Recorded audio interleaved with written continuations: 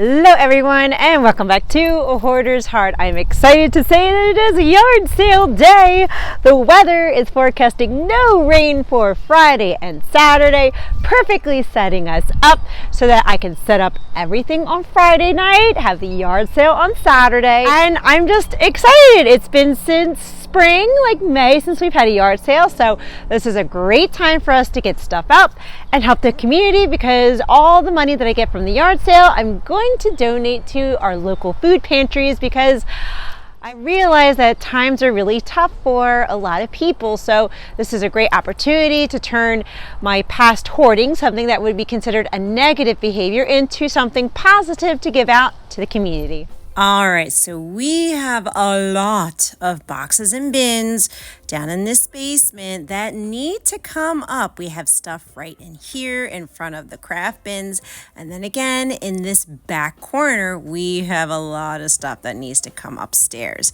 Now, I'm waiting for the boys to come home from school because I'm going to have all the boys help carry all these totes upstairs. Now, something that is very important to have a successful yard sale is that you need good signage, and all of my yard sale signs are in this garage. And yes, it's a little messy, but I know exactly where the yard sale signs are. I just need to get to them because there's a bunch of stuff kind of in front of them. So I will very carefully move things aside so that I can pull them out. Now, I have reused these signs over and over again for the past 10 years. And the only thing that I do is that I update the date on the yard sale signs to put them out. And I've always used neon yellow signs with black lettering because that's what catches your eyes first.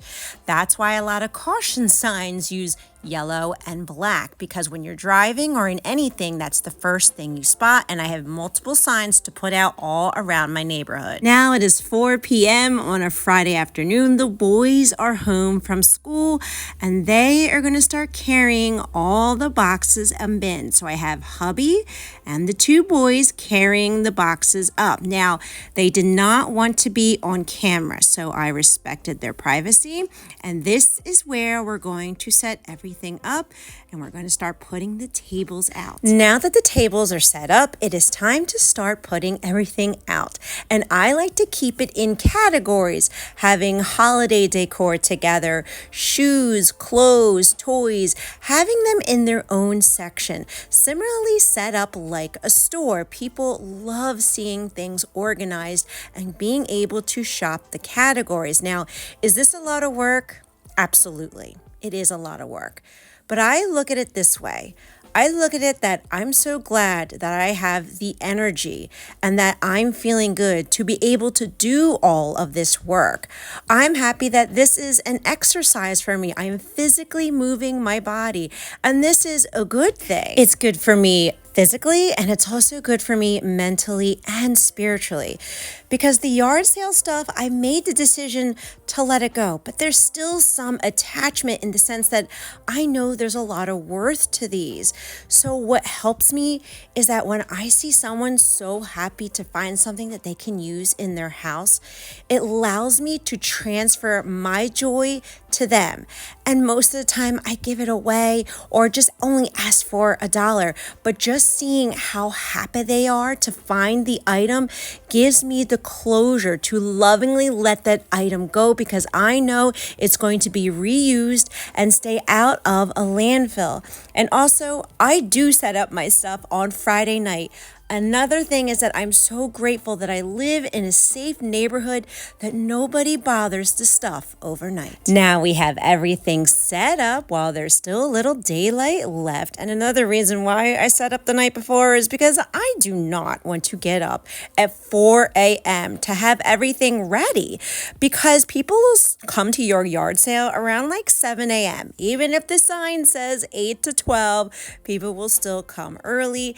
And I need time to record everything. And what I'm going to do is put tarps over the tables overnight so that it doesn't get the morning dew on it.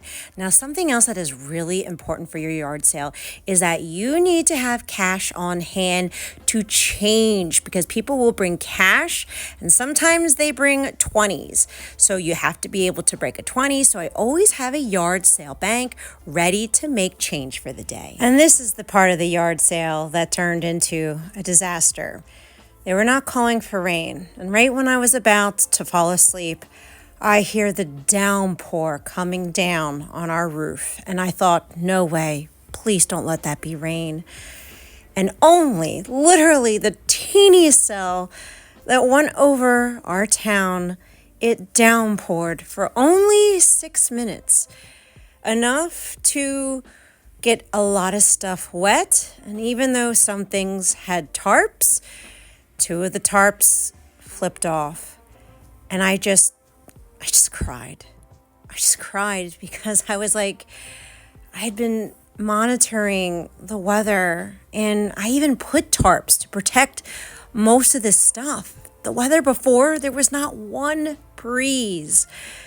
And I was just so heartbroken. I grabbed towels, desperately trying to dry off everything so that things didn't get permanently destroyed. But unfortunately, some stuff like books and anything that had a paper, the damage was already done. And for all the clothes that were out, I started doing laundry. I started washing and drying because I already had so many people saying that they were going to stop at this yard sale.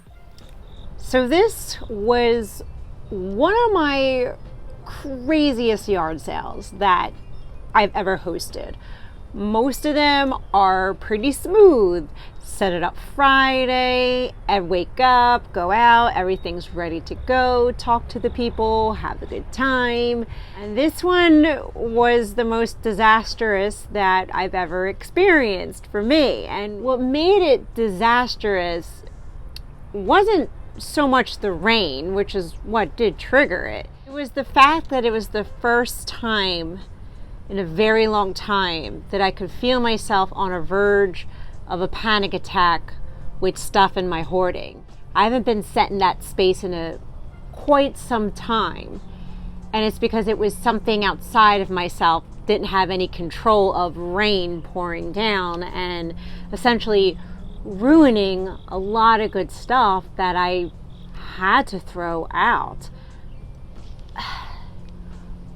What I realize is that I'm a lot stronger in talking myself down from reaching a panic attack. And that was kind of in the midst of me being chaotic and not sleeping and trying to wash and dry the clothes and save everything with a towel, frantically trying to save the stuff and asking God, why? Like, why? It wasn't supposed to rain at all.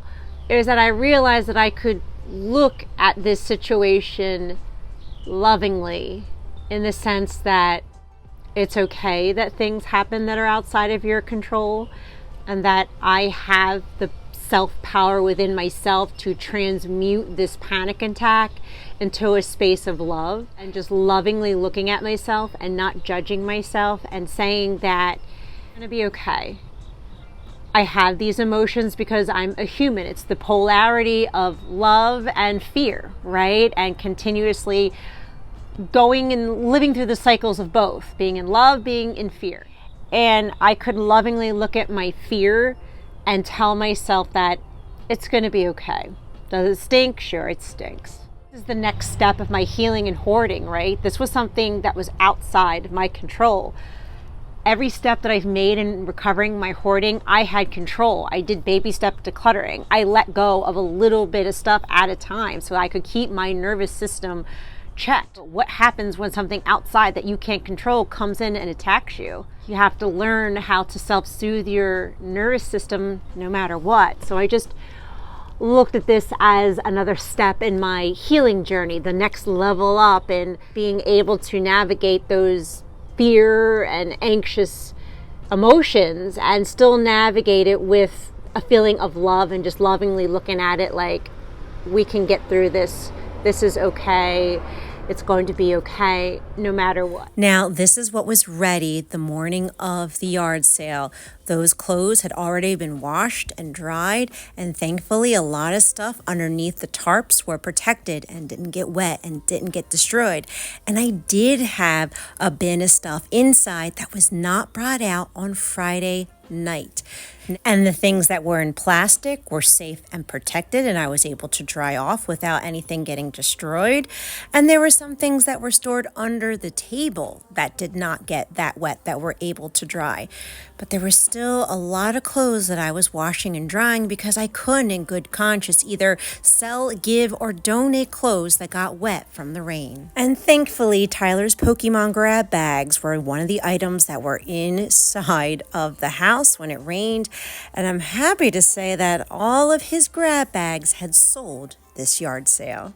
And for the majority of the morning, I spent a lot of time assessing the damage, trying to dry off bins, seeing what had to be thrown out, because there was a lot of miscellaneous stuff that got destroyed, and I just started putting everything directly into our garbage cans because none of it was salvable.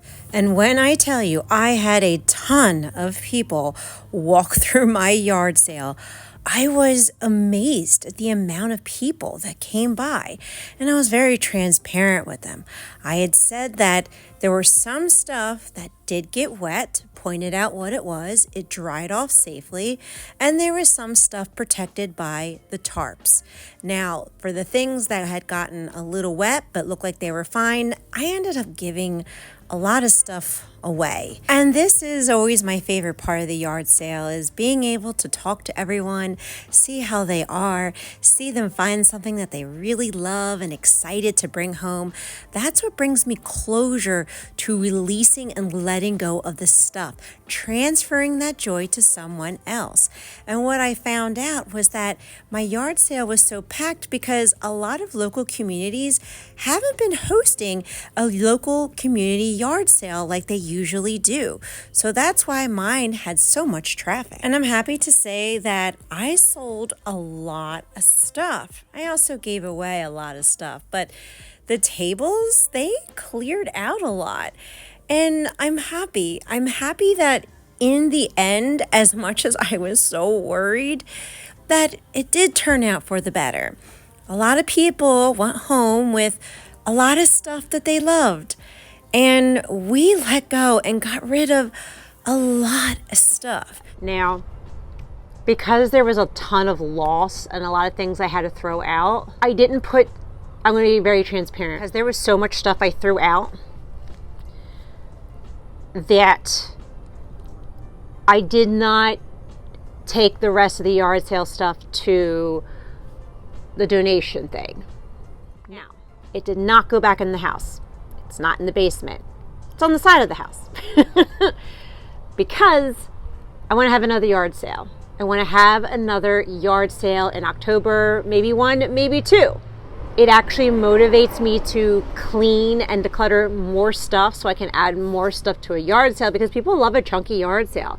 They roll by, and if there's a lot of stuff out, they'll stop and look at your stuff. People buy things, and I can't even tell you how many times are things that have not sold in one yard sale will sell in the next.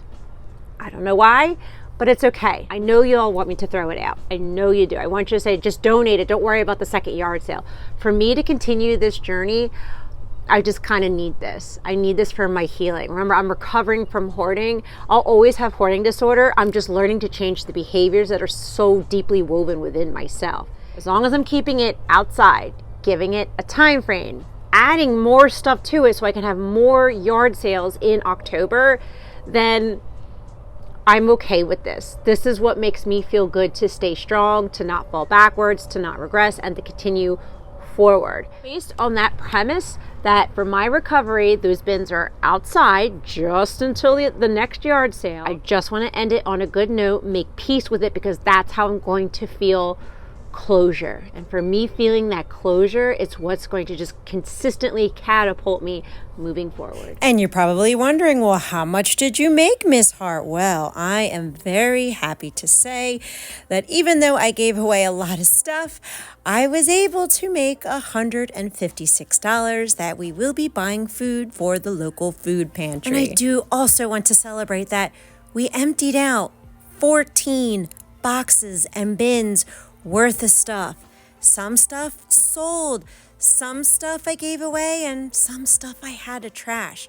But someone who has hoarding disorder, who's recovering, this is monumental. And I'm glad that in the end, this was still a positive experience. And my hope and my prayer is that this video motivated and encouraged you to clean, declutter, and let something go in your home today too.